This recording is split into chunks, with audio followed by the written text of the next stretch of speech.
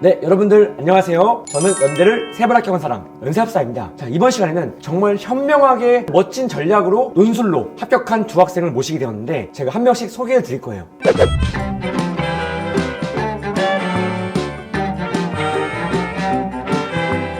일단은 여기 옆에 있는 이 엄채은 학생은 지금 나이가 25살인데 수능 최저를 전략적으로 맞춰서 이화여대를 심지어 논술 전액 장학으로 합격한 어마어마한 사람입니다. 우리 신이재 학생은 나이가 24살인데 군대를 다녀와서 또 마찬가지로 전략적으로 수능 최저 등급을 맞춰서 홍대 사범대를 합격한 어마어마한 두 인재를 모셨습니다. 이 두 학생이 정말 대단한 것은 전략적으로 수능 최저를 맞춰주고 이걸 바탕으로 논술로 이제 합격을 한 케이스로 볼 수 있습니다. 나이가 있는데 과연 합격할 수 있을까에 대한 고민도 많이 하시는데 여러분들이 그런 걱정을 전혀 하지 않으셔도 되고 이렇게 현명하게 정말 멋있게 합격할 수 있다는 것도 한번 볼 수 있다는 점에서 오늘 저희가 어렵게 모셨습니다. 박수로 맞이하겠습니다. 와!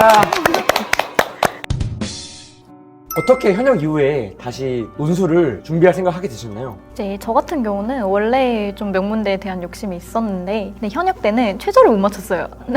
그대로 강탈을 하고 지방대에 그냥 갔었다가 이제 사회생활도 해보고 강사로도 저는 생활을 해봤어요. 애들을 가르치다 보니까 저까지 배움에 대한 욕심이 또 생기더라고요. 그래서 어차피 예전에 배웠던 거니까 그냥 논술로 가면 되겠다 해가지고 다시 공부를 했습니다. 대단하신 게 강사로서 활동하시다가 애들 왜 이렇게 공부 못하냐, 너네 이대를 못 가냐? 그래서 선생님 보여줄게 해가지고 직접 이제 논술로 시험 봐서 이대를 가는 걸 볼 수 있겠네요. 그렇죠?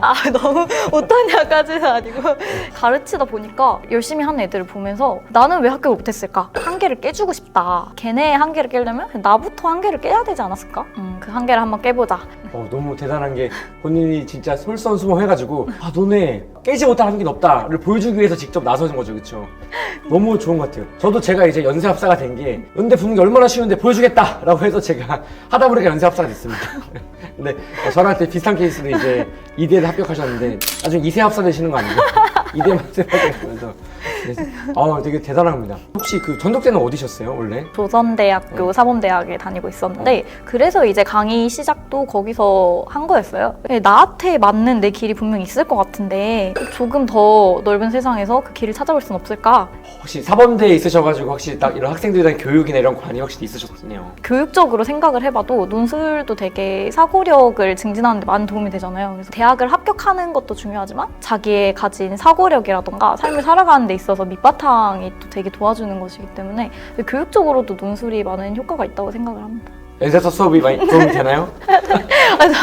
저는 실제로 예전에 논술을 배운 거였는데 선생님도 말씀하셨는데 김치처럼 천천히 숙성이 되는 거라고 하시더라고요. 사고력 자체가 높아지는 효과가 있고요. 좀 나이가 들어서 공부를 한 거였으니까 수험생으로서 잘 따라갈 수 있을까에 대한 고민도 있었는데 국어 같은 경우에는 논술이 확실히 도움이 됐고요. 영어 같은 경우에도 결국엔 단어만 다 외워놓으면 그 다음부터 독해력이거든요. 그래서 논술 수업이 국영수 전반적으로 도움이 됐다고 생각합니다. 제 학생 중에서도 원래 국어 등급이 4등급이었는데 논술을 공부하고 국어 1등급이 된 친구들도 꽤 있습니다. 나이가 진짜 24, 5, 27인데도 이제 신입학으로 합격하는 케이스도 있어요. 편입만 노리는 것이 아니라 대입으로도 충분히 합격할 수 있고 부담감 갖지 마시고 이렇게 현명하게 내가 맞출 수 있는 수능 최저 맞춰서 준비할 수 있다는 것도 기억하시면 좋을 것 같습니다.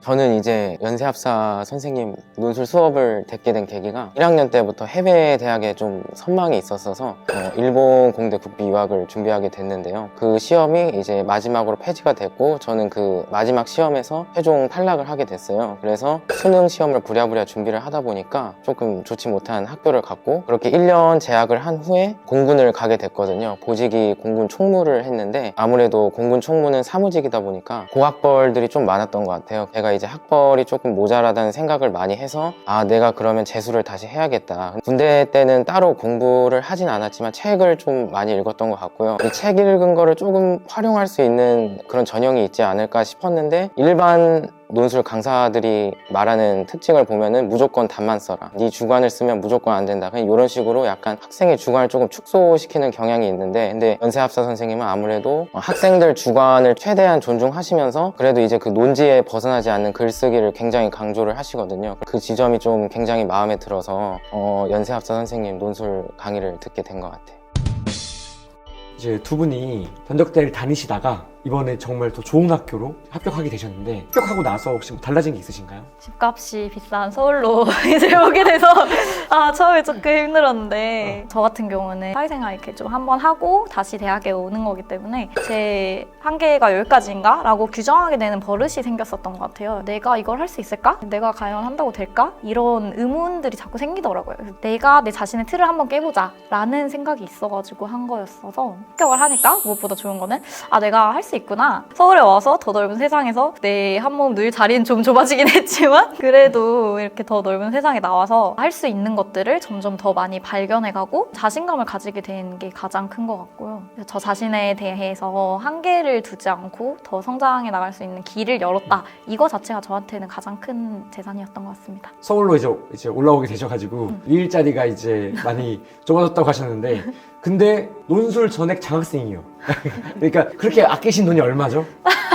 이제 한 학기에 4,500 정도 등록금이 된다고 하는데 1년에 한 800 이상은 아끼지 않았을까.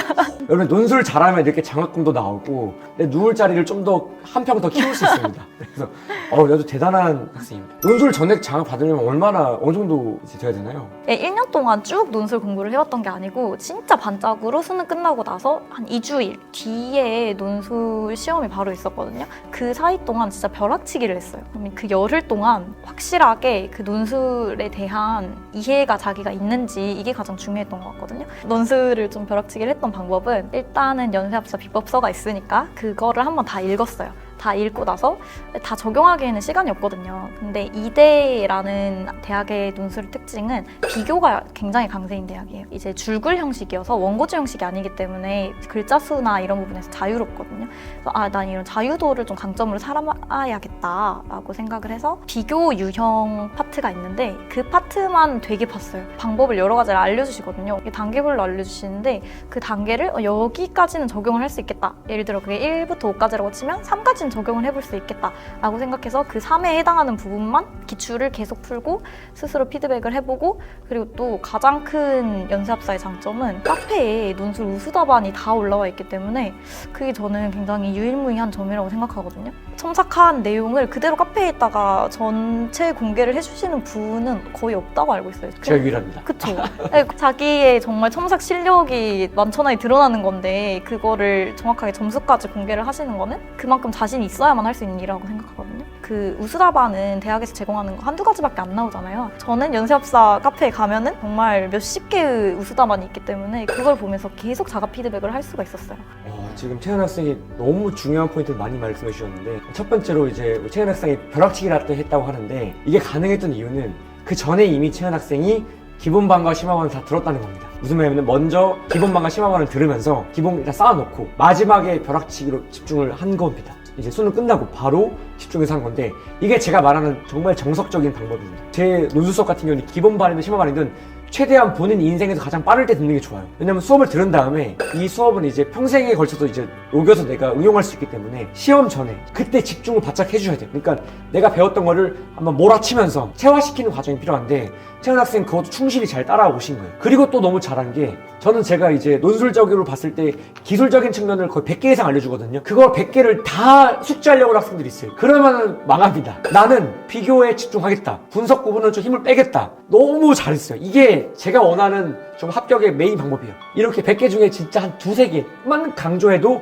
정말 이화에 대해 논술 전액 장학이 될 수 있습니다. 일단은 뭐 연대든 이대든 합격하는 게 중요하기 때문에 채연 학생이 하신 말씀은 꼭 기억하시고 이대로만 하셔도 진짜 합격할 수 있습니다, 여러분. 이래서 진짜 너무 대단합니다. 알겠습니다. 저 같은 경우는 이제 인간 군상들에 대해 좀 관심이 많아요. 사람들 얘기를 좀 많이 들었거든요. 그리고 지금 이제 알바하는 곳도 애들을 상담을 많이 해요. 모두 다 통용되거나 그런 건 아니겠지만 저 학벌일수록 자기가 좋아하는 게 뭔지 구체화되지는 않는 것 같아요. 자기가 뭘 좋아하는지 모르는 학생들은 그냥 나는 이제 유튜브 쇼츠 본다 뭐 아니면은 잠잔다 뭐 그냥 대충 말하고 넘어가거든요. 근데 이제 본인이 좋아하는 거 설정이 안 되면은 공부를 장기적으로 할 수가 없다고 생각이 들거든요. 좋아하는 게 뭔지에 대한 정의가 이제 제가 살았던 그 지방 쪽에서는 별로 심도 있게 논의되지는 않은 것 같아요. 한의대 다니시는 형 같은 분은 정치 쪽 기사에 관심이 있고 정치에서도 뭐 이쪽 정치인이 이런 정책을 내는 게 너무 볼 때마다 재밌다. 그런 거를 이제 들을 때마다 저는 좀 감명을 깊게 받았거든요. 본인이 뭘 좋아하는지에 대한 구체화가 된 상태니까. 그래서 저도 그런 구체화를 하면서 살고 싶어가지고 논술을 시작했던 것 같아요.